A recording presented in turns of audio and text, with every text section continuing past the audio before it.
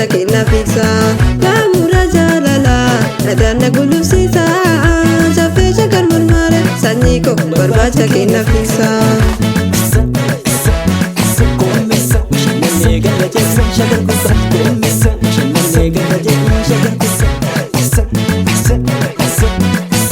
Jireenyi dukkanaa'ee godhee kaasila gargar fagaanne mul'ata jaalalaatiif waan argu carraanuma hin taane mul'ata jaalalaatiif waan argu carraanuma hin taane.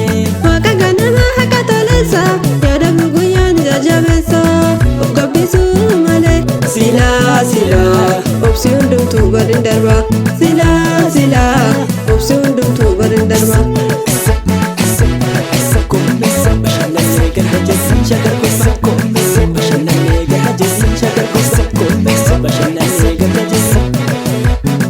Naamura jaalala yadanna gulufsiisa saffee shagar marmaare sanyii koo barbaacha kenna fiigsa.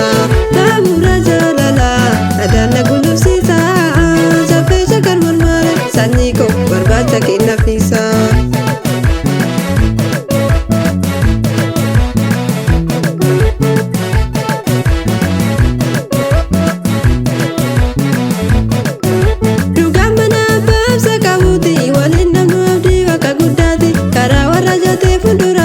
Dalaani jaramee achi si baasu maalawaan Afrika hidhamnu gargar baane onnee jalatti miite hawwiidhuma dharraane onnee jalatti miite hawwiidhuma dharraane.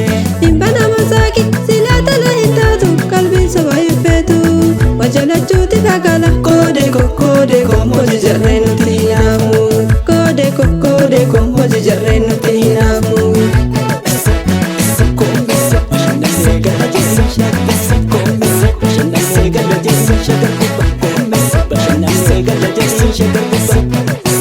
Gadaan bashannanaa lafa bariisa dhumeen bada malee qofa tursiisa jaalala kennaa rabbi ba'eessa silaa olmitu kenna walibsiisa jaalatti kennaa rabbi ba'eessa silaa olmitu kenna walibsiisa.